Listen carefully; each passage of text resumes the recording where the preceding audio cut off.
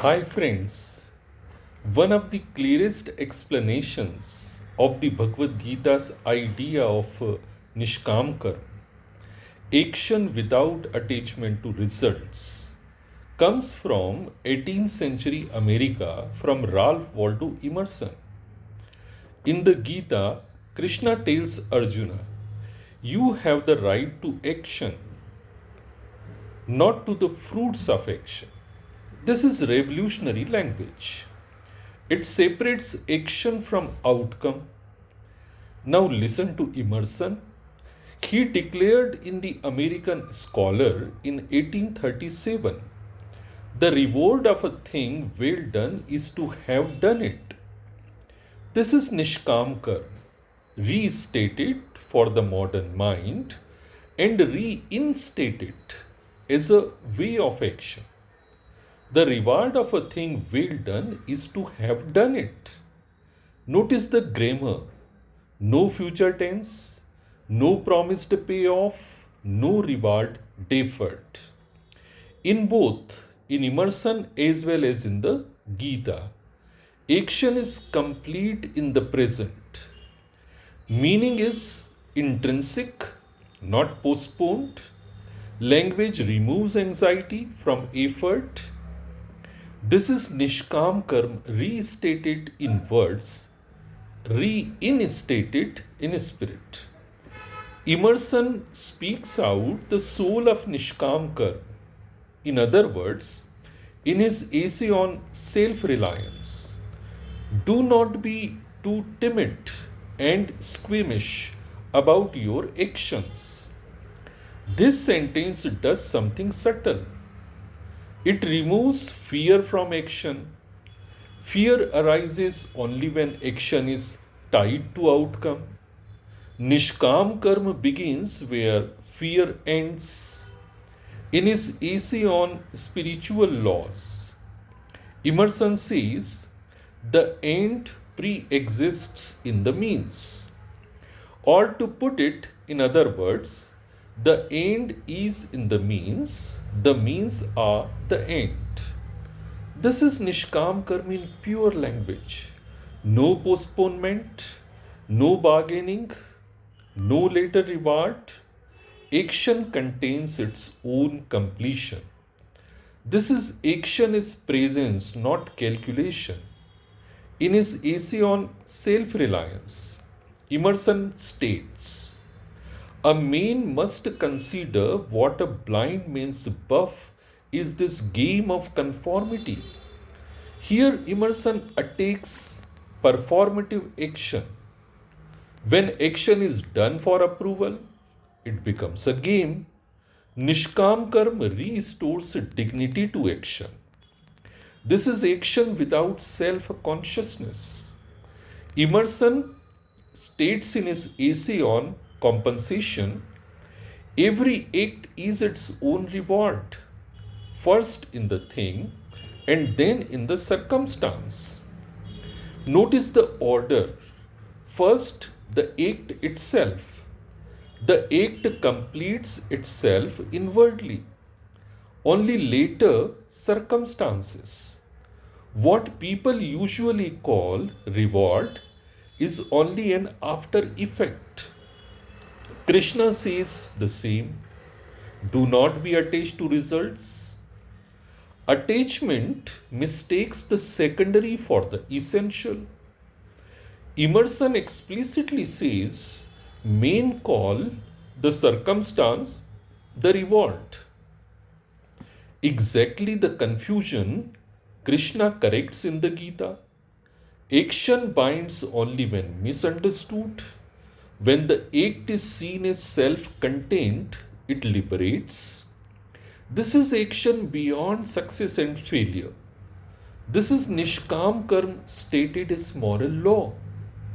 Emerson states in his essay, The Oversoul, we live in succession, in division, in parts, but within man is the soul of the whole. Fragmentation is the human condition. We live in succession, in division, in parts.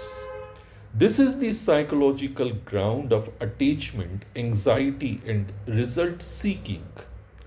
Wholeness is inward, not achieved later. Within man is the soul of the whole. Fullness is already present, not a future reward. When action flows from this whole, it no longer seeks witnesses. Nishkam Karma is action without an audience. This is action without spectators. Emerson states in his essay on self reliance, nothing is at last sacred but the integrity of your own mind.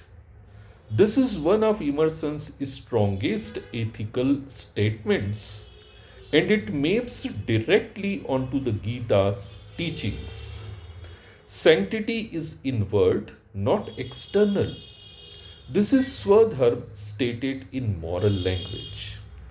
Action is sacred not because it succeeds, but because it is true. Emerson is willing to accept misunderstanding, rejection, even moral risk rather than act against inner truth. This is action is obedience to inner law. Emerson states in his essay on compensation, the only reward of virtue is virtue. The only way to have a friend is to be one. This is the deepest point. When reward is sought, action binds. When action is complete in itself, action liberates. That is Nishkam Karma. Virtue is non transactional. The only reward of virtue is virtue. This is Nishkam Karma in its purest form. Right action does not point beyond itself. This is action that frees rather than binds. The only way to have a friend is to be one. Action here is being, not bargaining. Let's be clear about what Emerson is not saying here. He is not offering social advice. He is not saying, be nice so people like you, invest kindness to get loyalty, behave well to receive affection. That would still be transactional. Emerson rejects transaction altogether. Now let us take a deep look at the moral structure of the sentence. Notice the grammar. He does not say the best way to have a friend, a reliable way to have a friend. He says the only way. This is moral absolutism. And then comes the shock. The only way to have a friend is to be a friend. No method, no strategy, no guarantee, only being. Friendship is not acquired, it is embodied. This is virtue without demand. Nishkam Karma at its purest. This sentence is Nishkam Karma in everyday language. To be a friend means to act with loyalty, to care without leverage, to stand without bargaining, to give without calculating return. And here is the key. You may still end up without friends. Emerson knows this, but the action remains complete. Just as Krishna tells Arjuna, you have a right to action, not to the fruits of action.